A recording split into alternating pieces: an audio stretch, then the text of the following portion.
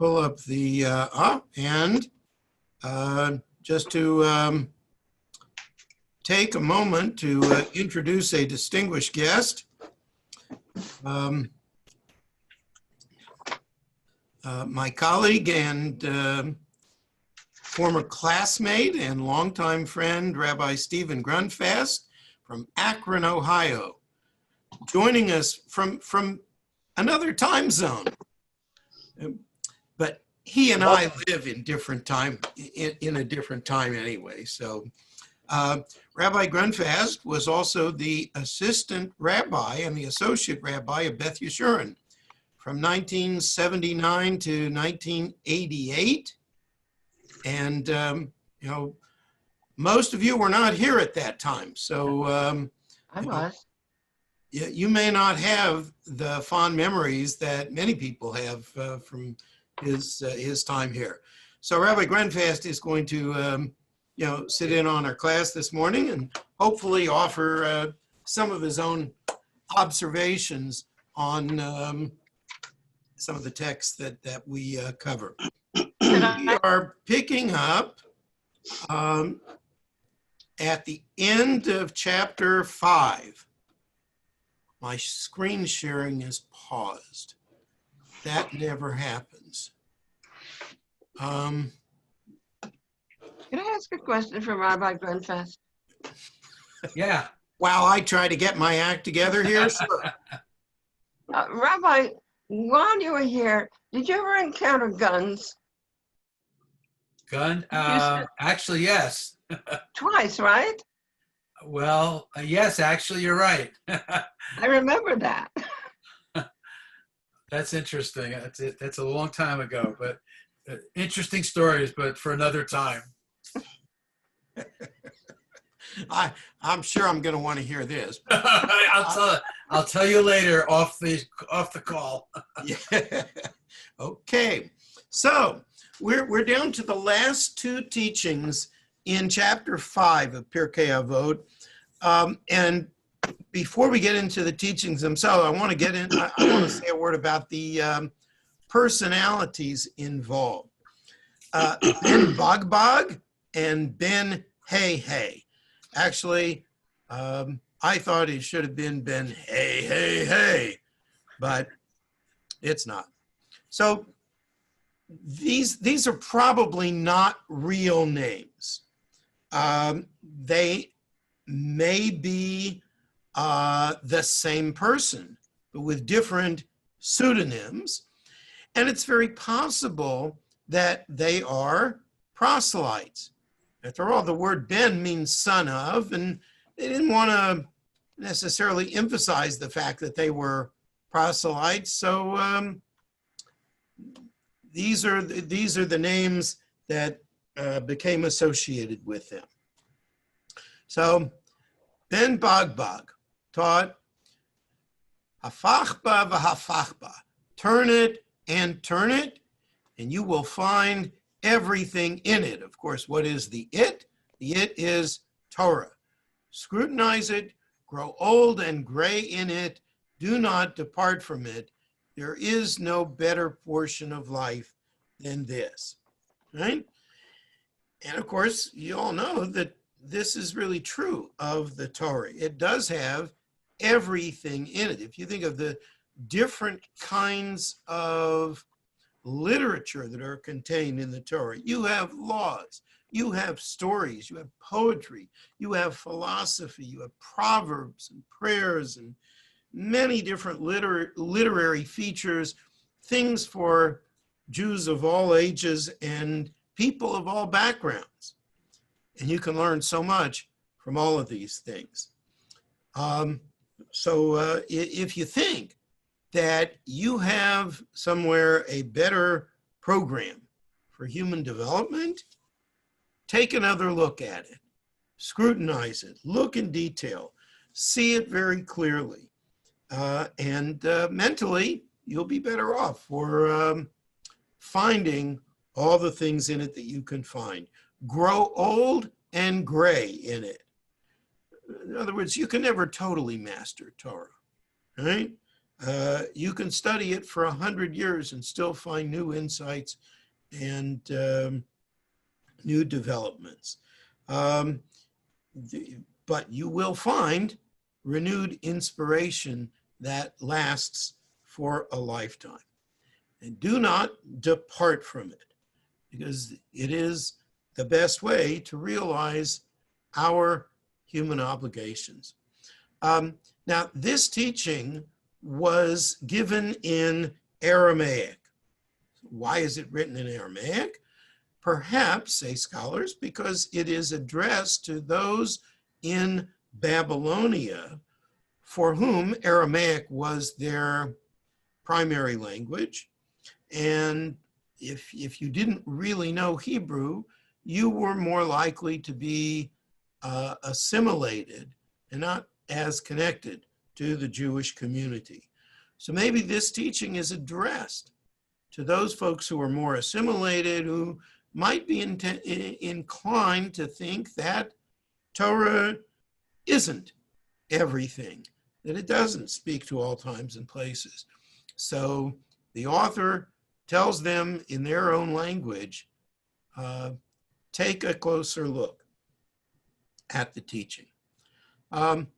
Comments or questions here? No cell phones. I'm sorry? No cell phones in the Torah. Correct. So I guess by not knowing who these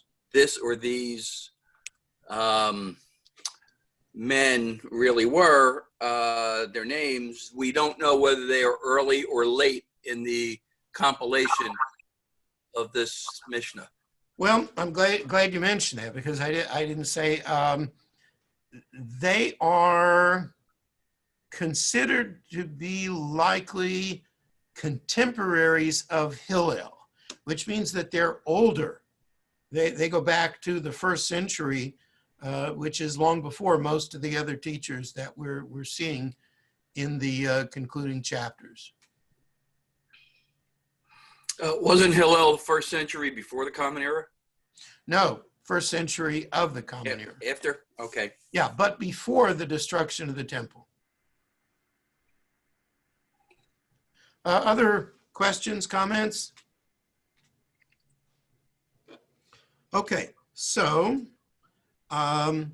let's look quickly at the last teaching in chapter 5 from Ben Hehe. Right? Very brief teaching, little aphorism, Lefum Tsa'ara Agra. According to the pain is the gain. The reward is proportionate to the suffering. Right?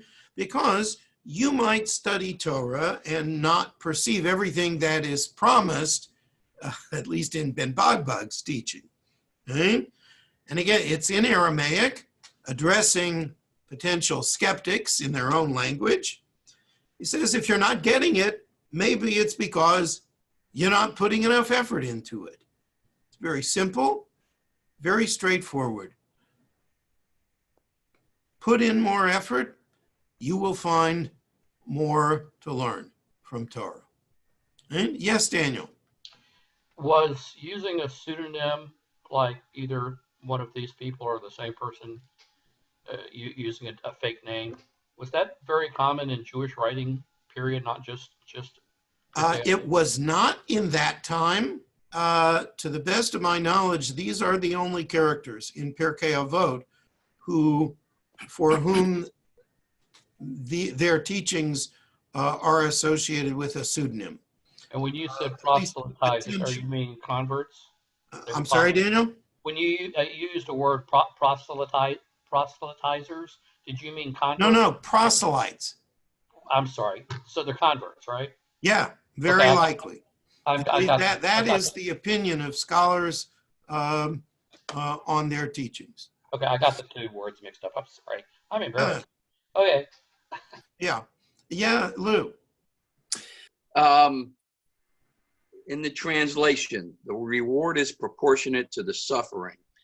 when you explained this, you didn't talk about suffering. You used I don't remember the word, but the connotation was the intensity of study, perhaps. Yeah. The effort that you put into it, which Yes. is hopefully different than suffering. The way I read this right off the top is that if he's talking about suffering, it's most likely after the destruction of the Second Temple. It's not clear. I don't know that the destruction of the temple necessarily relates to this particular teaching, Lou. And the word in Aramaic is tsa'ara, which in Hebrew, tsa'ar, so, you know, like the Yiddish word suris, right? It's trouble, effort. But, you know, trouble or pain is, I think, a good translation of the word. But I think it refers to just the amount of time and effort that you allot to learning Torah. Well, I hope that we don't look at studying Torah or learning Torah as something that requires us to suffer. I hope not. Although Rabbi Grunfast and I can relate to certain classes that we took together where, you know, there was definitely some suffering involved, at least for the students. Yeah, we did suffer, but yes, that's true. What could it also be translated as no pain, no gain? Yes. Yes. Okay. I like that one. Yeah. But, you know, still there is the connotation of pain. Right? I prefer to think of it as effort, but sometimes effort translates into pain. Right? Other comments or questions here? Okay, so now we're going to go to chapter 6. And let me just pull up the share screen for this. Yeah. This chapter is really a collection of sayings that got thrown together with the original of Pirkei Avot. Pirkei Avot started out as just being 5 chapters. And it's very interesting how it got a 6th one, right? It became a tradition over time to study Pirkei Avot on the Shabbat, on the Shabbatot between Passover and Shavuot, right? But how many Shabbatot are there between Passover and Shavuot? Well, you know, it's 50 days from Passover to Shavuot, but that's from the beginning of Passover. So really from the end of Passover to Shavuot, there are 6 weeks. Right? So the 6 Shabbatot, so they had 5 chapters, and they had to fill a space for the 6th Shabbat, the Shabbat before Shavuot.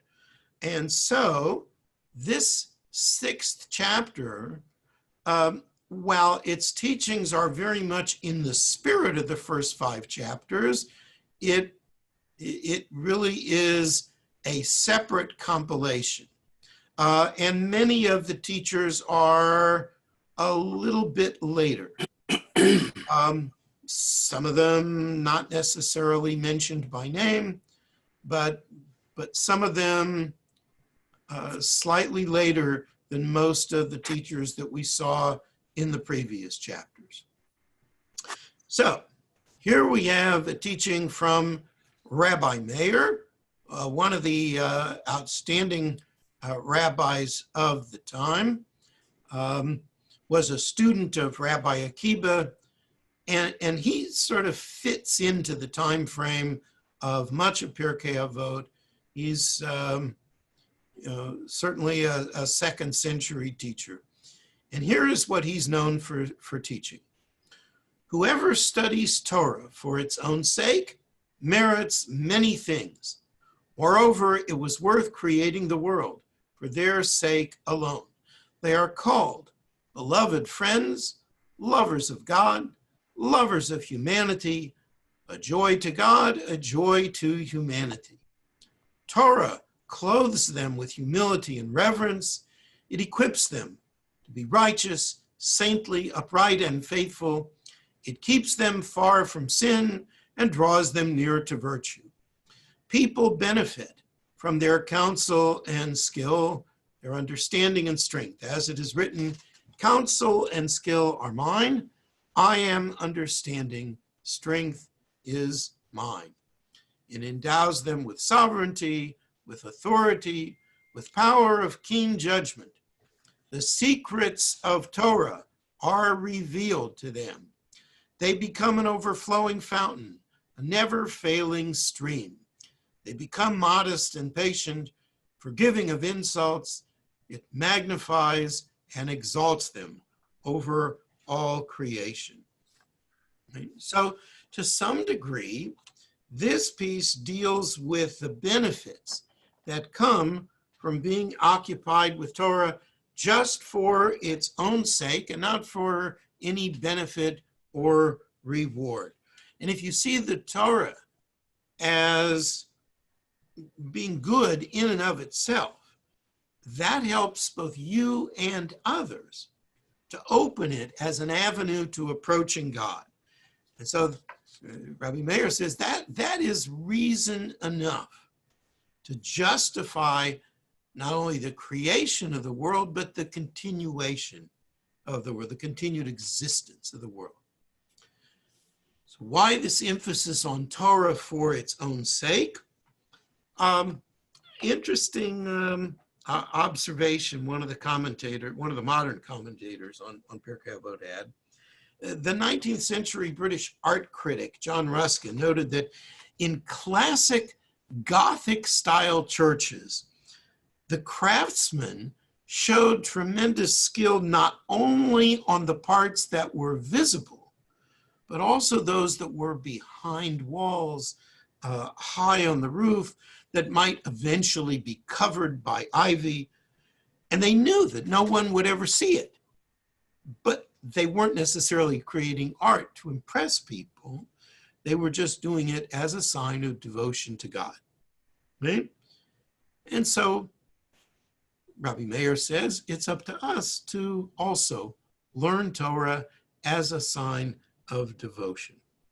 Danny, can I add a lahavdil? Please? This may be sacrosanct, but Steve Jobs, when he was creating his first computers, one of the innards of the computer to be perfect. Everything should be in its place, even if no one ever saw it. In his mind, it had to be beautiful and in its own place and perfect. Not that's the same as God's creation, but he had that in his mind throughout his career. Yeah, that's a lahavdil. Well, yeah, especially for those of us who, didn't use Macintosh, but that was really, it's really essential with the computer. If there is one tiny flaw in your code, then the computer or the program is not going to work very well. Has to be perfect. Right? So, Torah doesn't automatically create a good person. If you're going to be affected by it in the right way, then we have to study it for its own sake and internalize it. The Talmud defines study for its own sake as study motivated only by love for God. There's a verse in Deuteronomy 17 which says to love the Lord your God, to listen to his voice, to cleave to him. Right? So being motivated by love alone means to approach Torah learning without any impure motives, right? or being driven by the wrong goals, the wrong emotions, and so forth.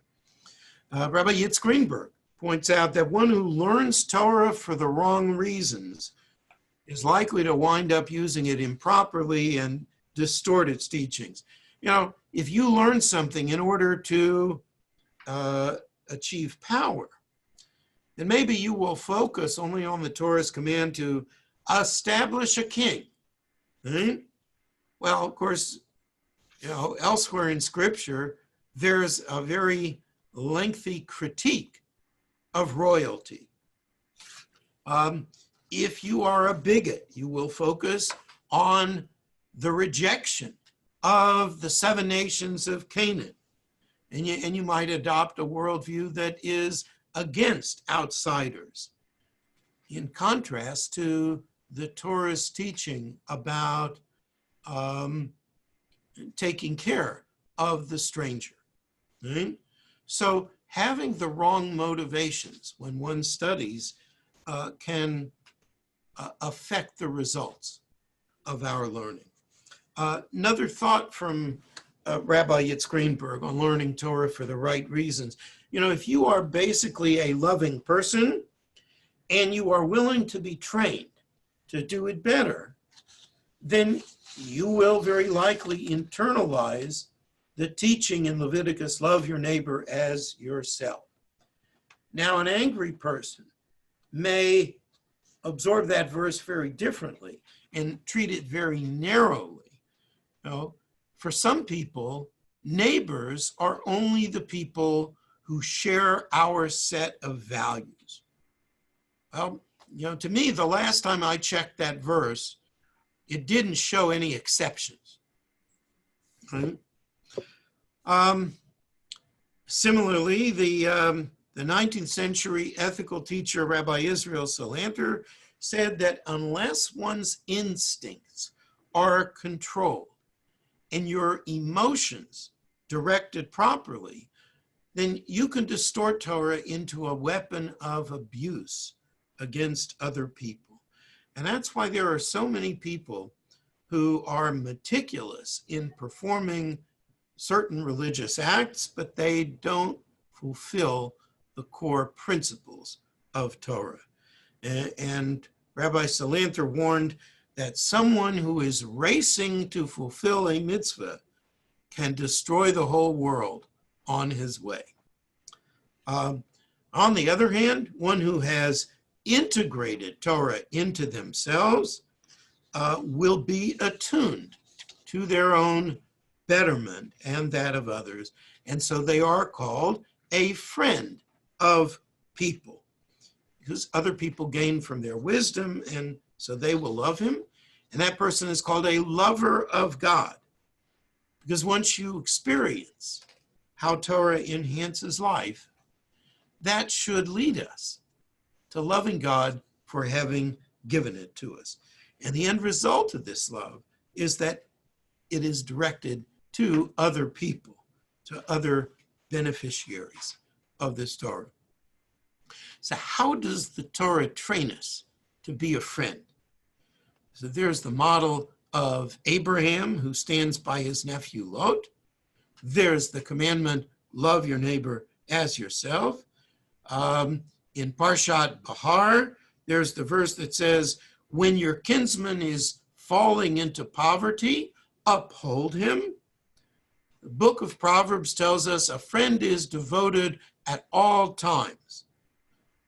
And hopefully some of this tradition has rubbed off on most of us. At least these verses are goals that provide us with a standard. Professor Gershom Scholem wrote that the Jewish mystic lives and acts in perpetual rebellion against a world with which he strives with all his zeal to be at peace. And I think that's true not only of mystics, but of all truly religious people. Because if you've integrated Torah, then you want to live in harmony with God and with other people. And you will rebel against the falsehoods and the hypocrisies that prevail in society. The rift between the ideal and the real is something that agitates the soul of every religious person. So how do you know if a person has really absorbed Torah into themselves? So what Rabbi Meir says is that a good sign is that they have absorbed a sense of humility. Right? The humble person is always eager to learn and eager to achieve, again, to do the right thing without concern for reward. And that helps to guard them from doing wrong, leads them to do what's right. You know, sometimes people with the right attitudes don't necessarily do the right things, but having the proper perspective from the Torah will help us avoid the wrong. So a truly religious person has to be honest, kind, thoughtful, regardless of their level of ritual observance. And if they've really integrated Torah into themselves, they will be modest about their achievements because they will know how much more there is to learn, to acquire. And they know that, you know, having absorbed a certain amount of Torah is a blessing that for which you have to be grateful. And so you have to be patient with those who are not so blessed. And this person sees what's really important, and they won't be deterred by insults. There's the last line of the teaching. If their ego is truly centered around Torah, then they're not going to be harmed by such agitation from outside. Torah clothes a person in humility. Maharal of Prague explains that arrogance places barriers on a person so that they can no longer act in a way they think is below their station. Arrogance compromises a person's intellectual integrity and even their freedom to accept an idea that might prove them wrong. Real humility means that you're not encumbered by a self-image that you have to maintain. So you have to be able to learn from everyone and to pursue every goal. Let me stop for a moment and ask if anybody has any questions or observations you want to share.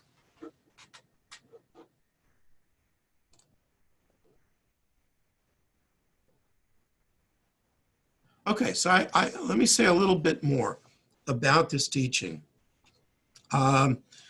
Here's the verse from Proverbs that's used as a support for the idea that other people benefit from a person with the right attitudes. Counsel and skill are mine.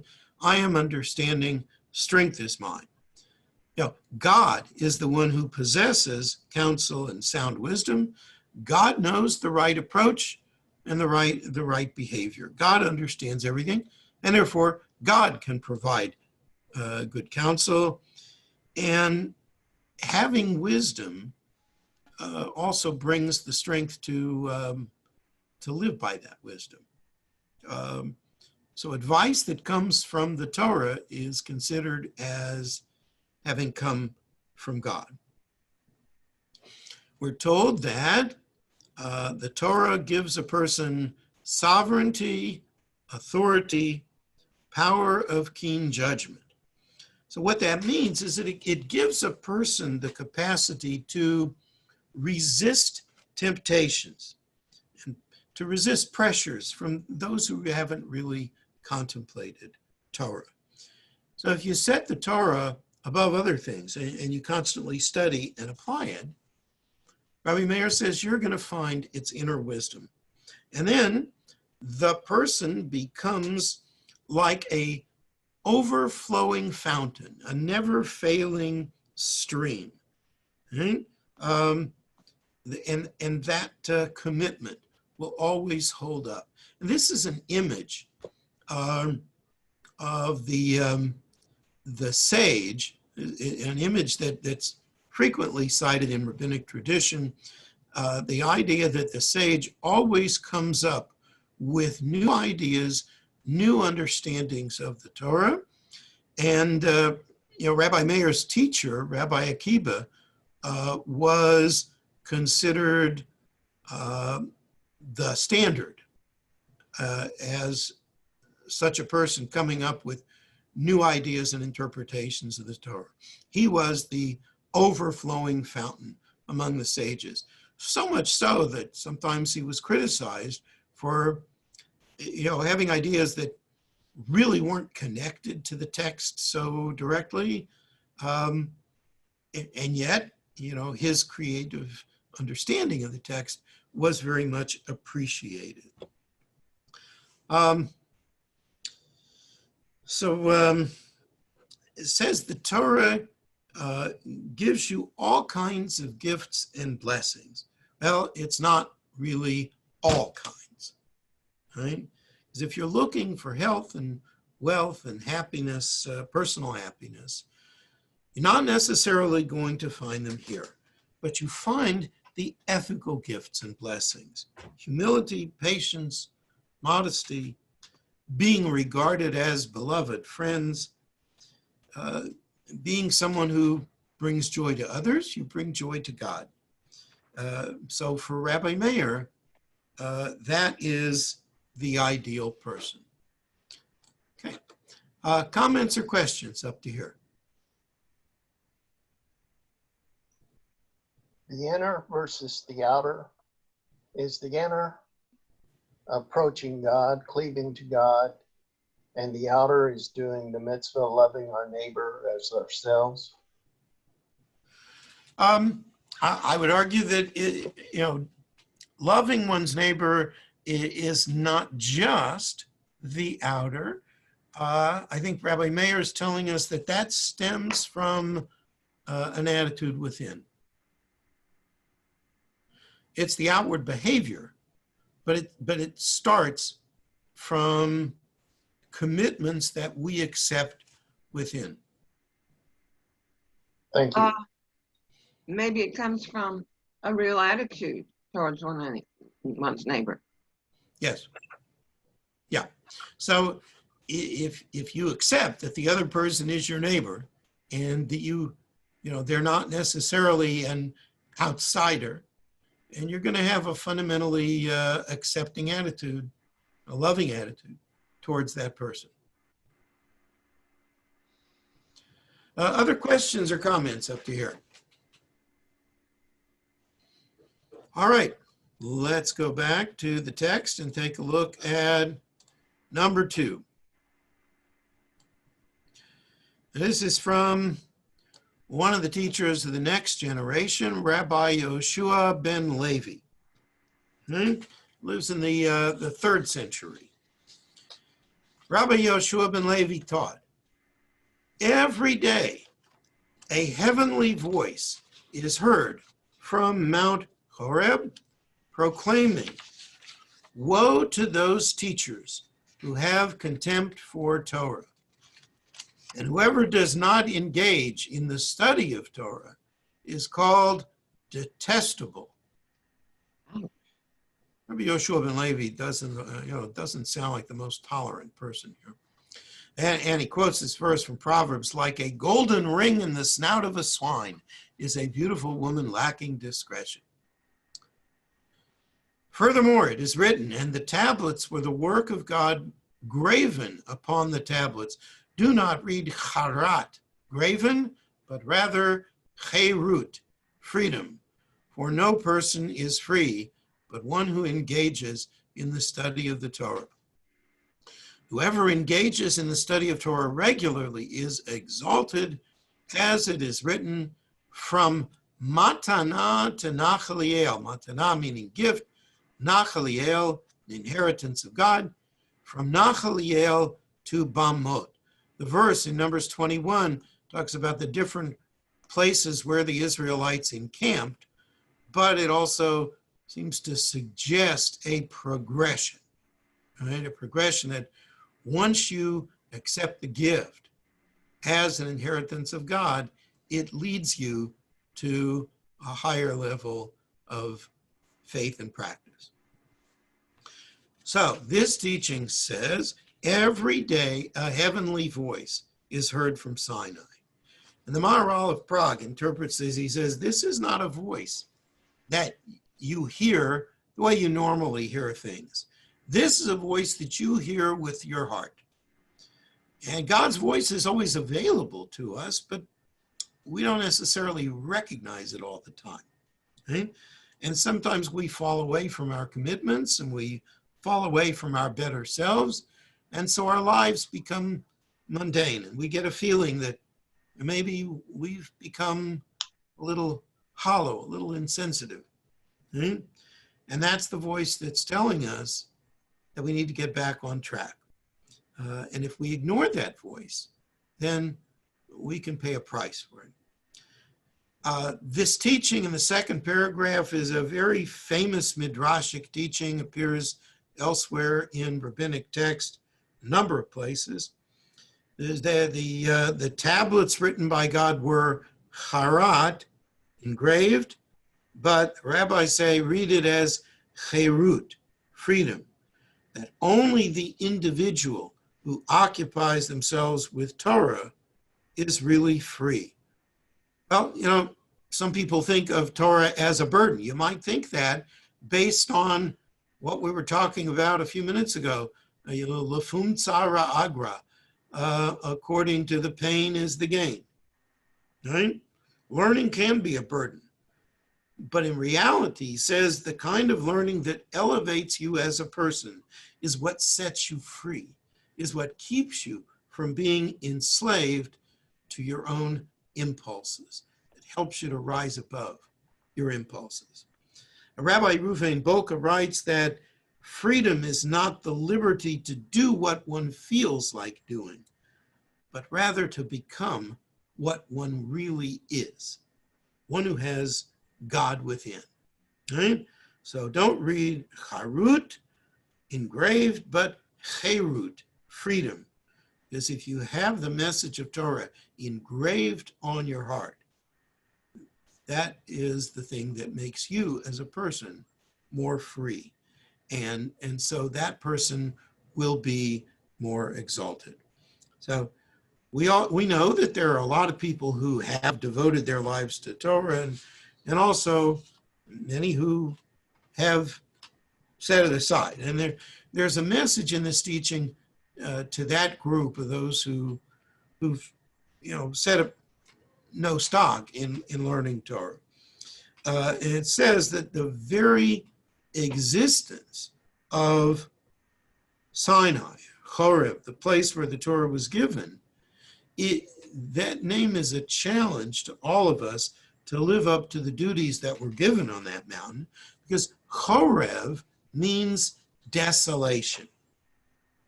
So if we live as if our people's highest values are desolate, well, we might wind up in a moral desert. Okay? Now, the author of this teaching, Rabbi Yehoshua ben Levi, he lived in the land of Israel in the 3rd century.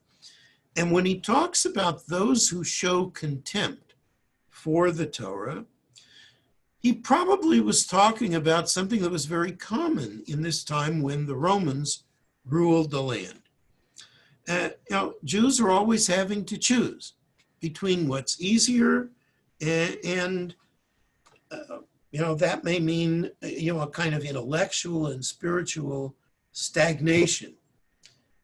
And then you have, on the other hand, a path of faithfulness to the Jewish way, a path of Jewish integrity.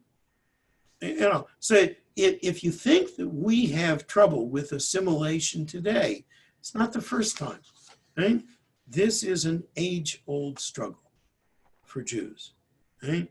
And Yehoshua ben Levi is very conscious of the challenge, even in a time when many Jews were living in their own land and struggling with some of the choices that they had to make and what they were going to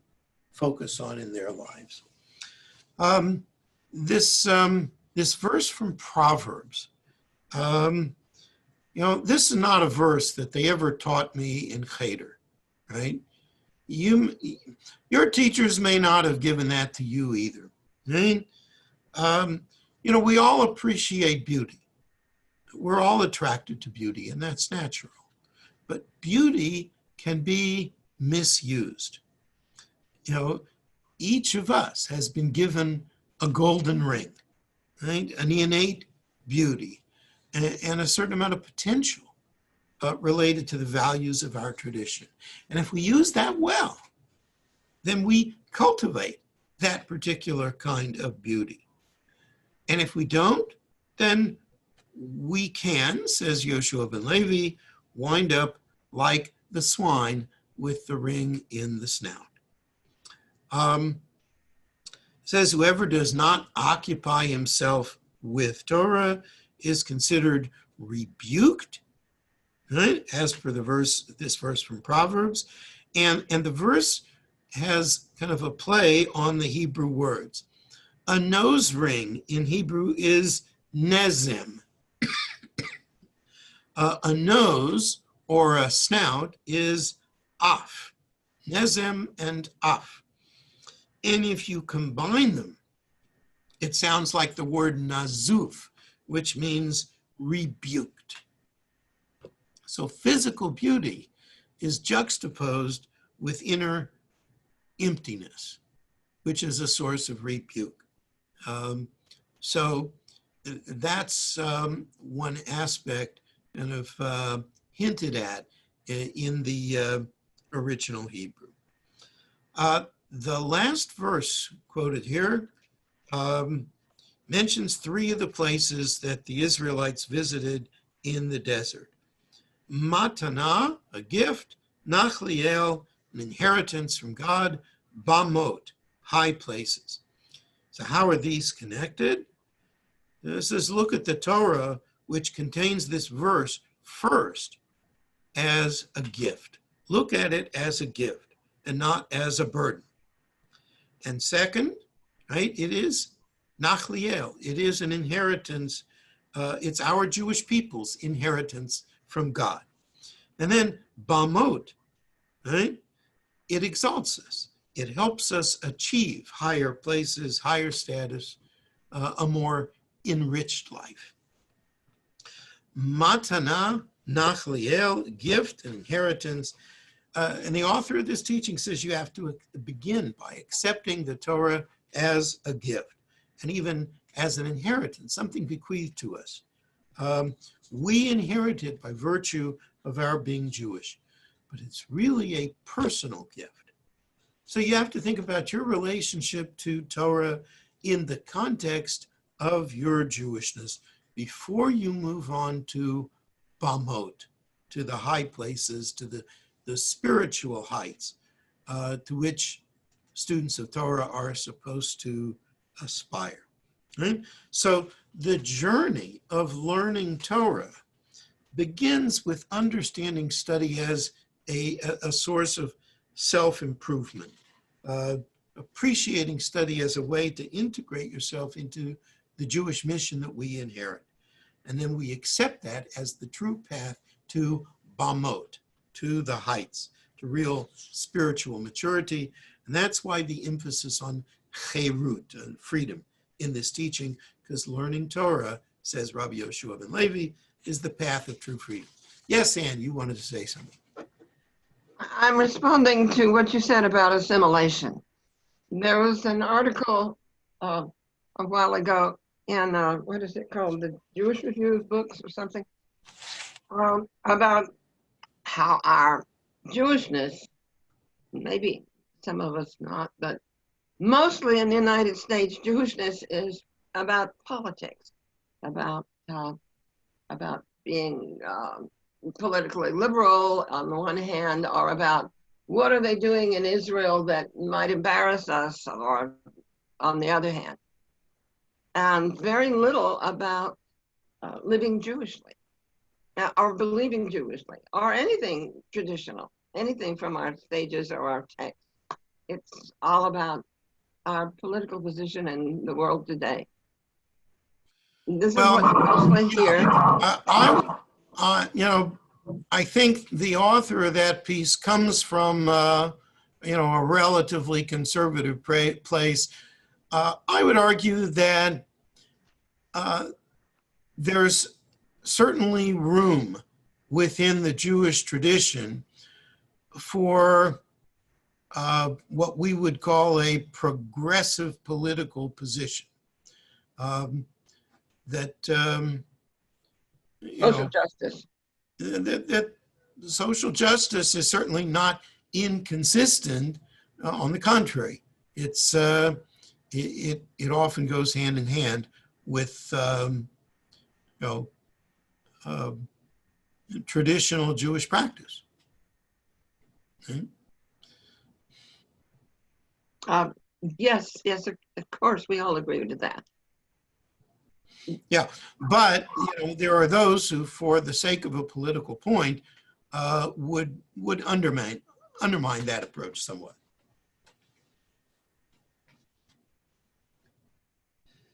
Other comments or questions here?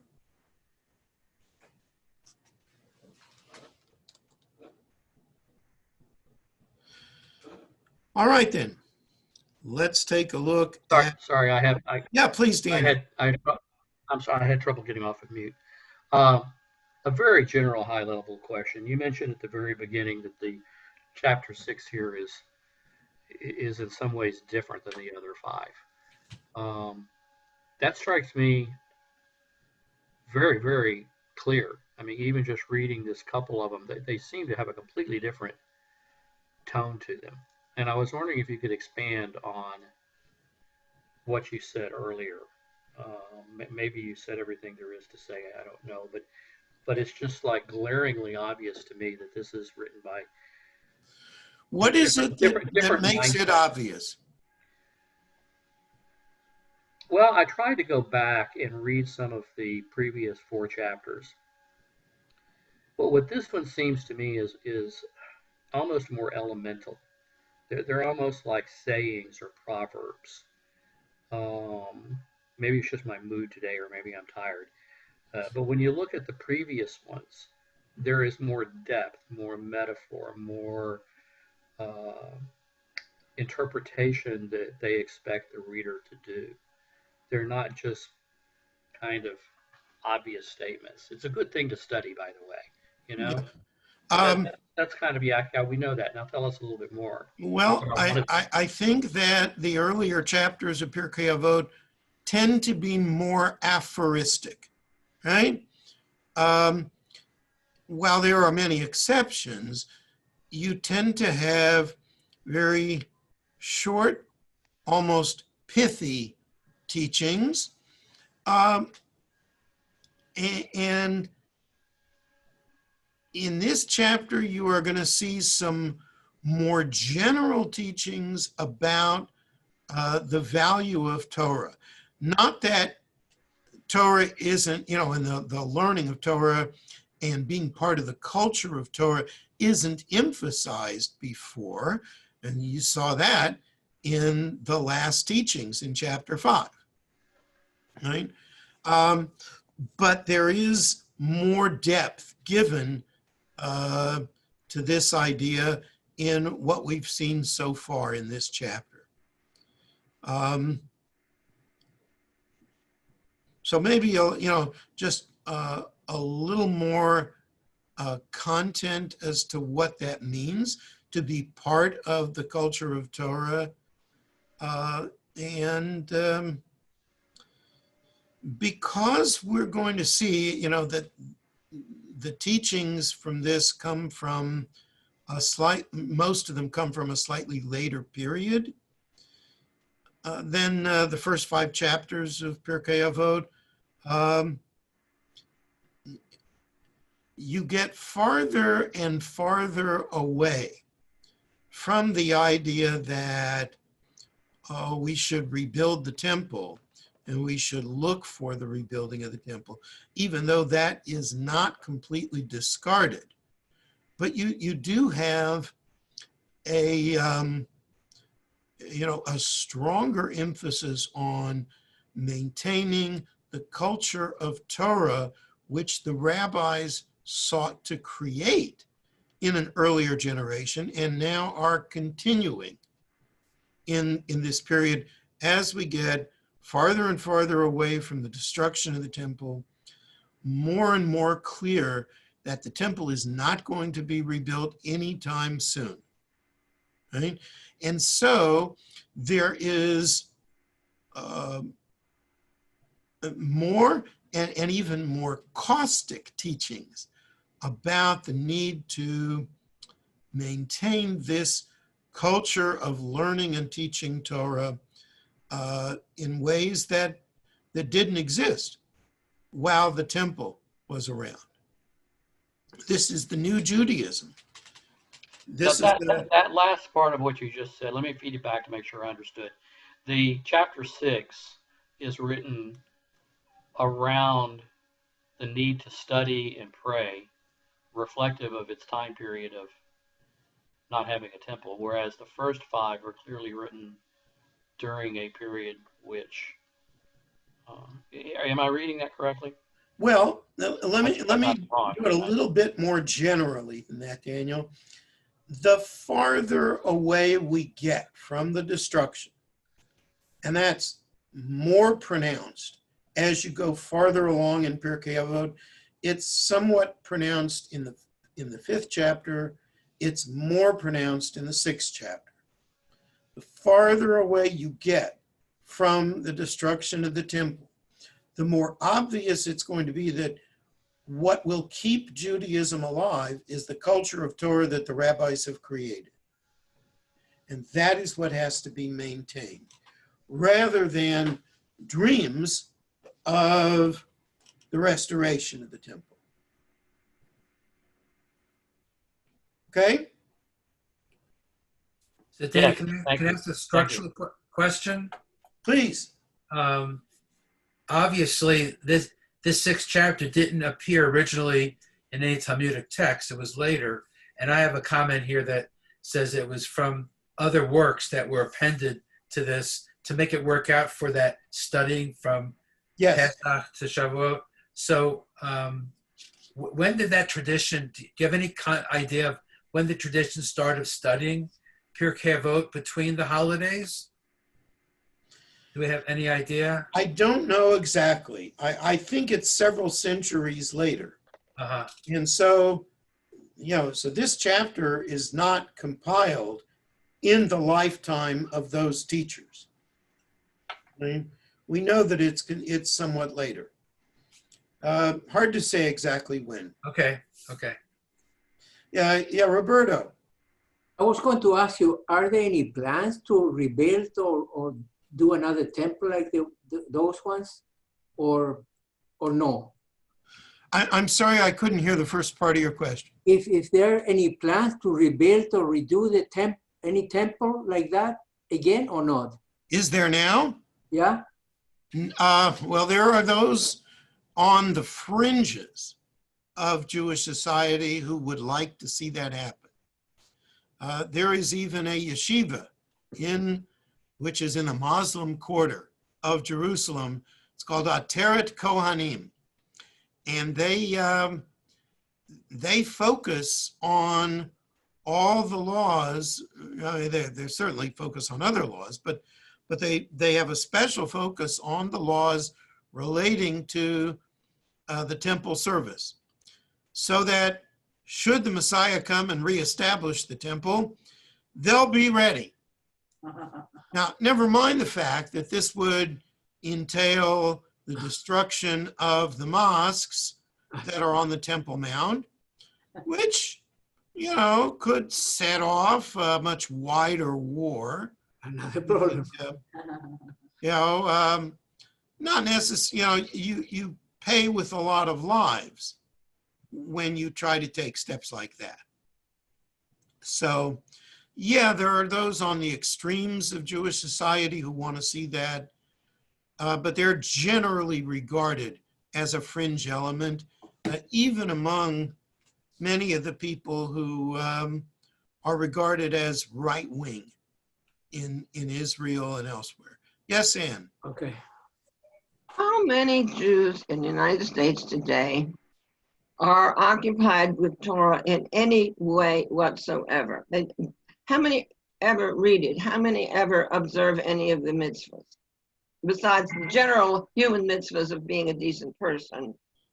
Right. Well, I can't answer that directly. Okay. I don't know that there's. I mean, even the Pew statistics about people's, affiliation and their commitment to Jewish observance, to the best of my knowledge, they don't really tell us a whole lot about how many people actually study Torah and to what extent they do that. We don't have a good handle on that. On the other hand, that many of those people who do study Torah regularly, that is their commitment even to the exclusion of having a normal occupation, which is something that many sources in our tradition rejected.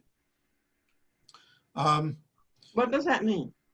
Well, what it means is that, there are people who basically they are supported by someone else, or in some cases by their spouses, so that they can spend all their time studying Torah, which was not what the rabbis of old meant when they taught about, being a person who is formed, let's say, that their personality is instructed by the teachings of Torah.